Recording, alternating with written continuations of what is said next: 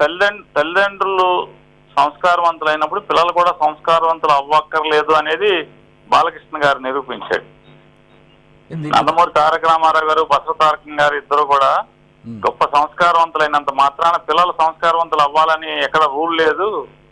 సంస్కారహీనులే పుడతారు, వాళ్ళ కడుపును కూడా పుడతాకి ఛాన్స్ ఉందనేది ఉదాహరణే ఇవాళ బాలకృష్ణ గారు అసెంబ్లీలో మాట్లాడిన భాష.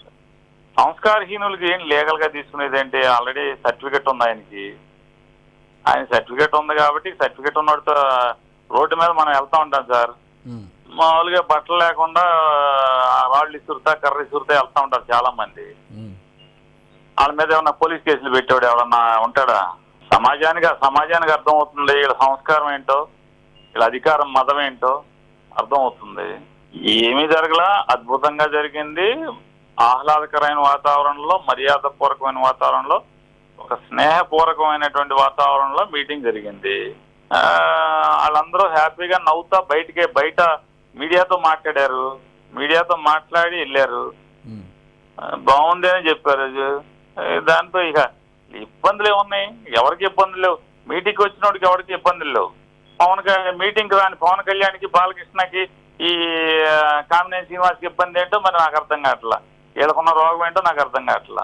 అదే చెప్తున్నాండి. ఇక వాళ్ళ పిచ్చి మతం పరాకాష్ఠకు చేరి అధికారం మతంతో కొట్టుకుంటున్నాడు. లేకపోతే అంటే కనుక ఆయనకి మెంటల్ ఉందని చెప్పి సర్టిఫికేట్ ఉంది కాబట్టి మళ్ళీ మెంటల్ వచ్చింది అనుకోవాలి. అంతే, మరి తగ్గి మళ్ళీ వచ్చింది అనుకోవాలి. ఏం చేయాలని మేము కూడా ప్రెస్ మీట్ పెట్టి బాగా పచ్చి బూతులు, బాలకృష్ణ గారిని కూడా పచ్చి బూతులు తిడితే బాగుంటుంది. కానీ సంస్కారం అంటే వస్తుంది కదా సరిగా.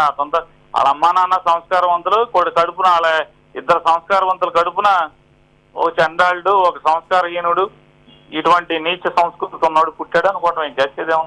అది సంస్కారం ఉన్నవాళ్ళ సభకైతే ఉంటాయండి. వెంటనే ఏం చేయాలి? స్పీకర్ ఏం చేయాలి? మైక్ కట్ చేయాలి.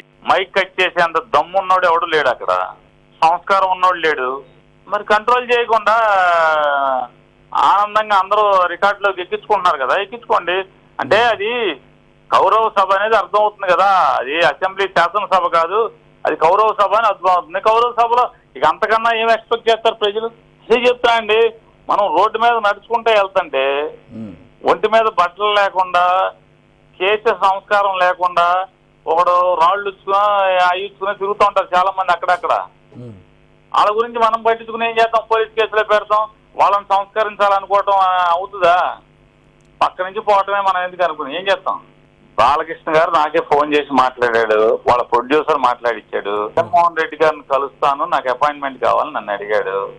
అఖండ సినిమాకి చెప్తానండి జగన్ గారికి అన్నది. ఎందుకంటే అఖండ సినిమా గురించి నాకు రేట్లు కావాలి సినిమాకి.